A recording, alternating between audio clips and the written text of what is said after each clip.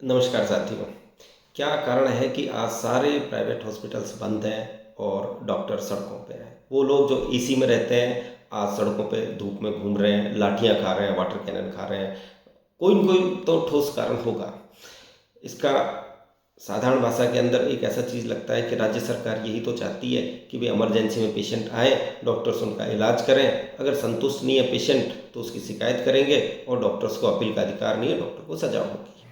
साथियों, मैं right to health bill को एक साधारण लैंग्वेज के अंदर एक्सप्लेन करना चाहता हूँ। जैसे अपन इसको माने कि राइट टू एजुकेशन आ जाता है सपोज।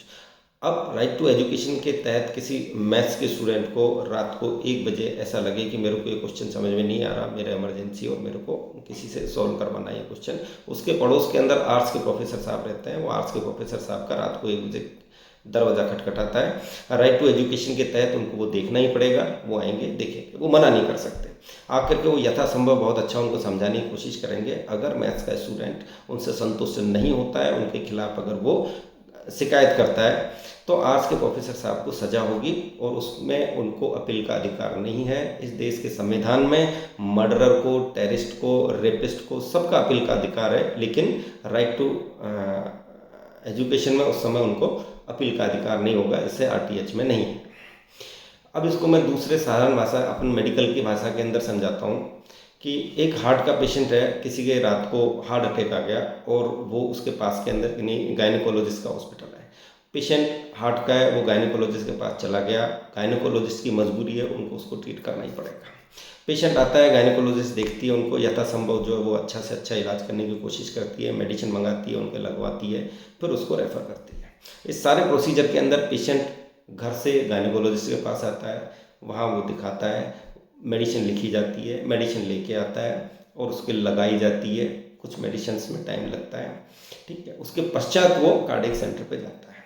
करीब करीब इस प्रोसीजर के अंदर 1 घंटा लग जाता है और इसको कहते हैं golden period. Golden period patient का ख़त्म हो गया, पेशेंट को नुकसान हुआ, लेकिन क्योंकि गायनेकोलॉजिस्ट की मजबूरी थी, उनको उसको देखना पड़ा। पेशेंट कार्डियक सेंटर पे जाता है, अगर उसको नुकसान हो जाता है तो वो गायनेकोलॉजिस्ट की शिकायत करेगा।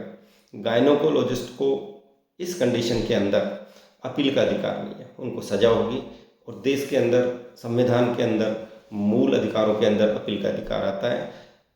ये अधिकार तो मैं दोबारा कहूँगा रेपिस्ट को, टेररिस्ट को, मर्डरर को भी होता है, लेकिन इस एक्ट के अंदर ये अधिकार डॉक्टर्स को नहीं दिया गया है। अब दूसरा एग्जाम्पल देता हूँ। अगर सपोज कोई डॉक्टर ओटी के अंदर है, बाहर कोई इमरजेंसी आ गई, उस डॉक्टर को ओटी वाले पेशेंट को छोड़ के इमरजेंसी को देखना पड़ेगा। इमरजेंसी पेशेंट को ट्रीट करके उसको भेज देगा। ओटी वाले पेशेंट के कुछ भी हो जाओ तो डॉक्टर को सज़ा नहीं होगी, लेकिन अगर इमरजेंसी नहीं देखी तो सज़ा होगी।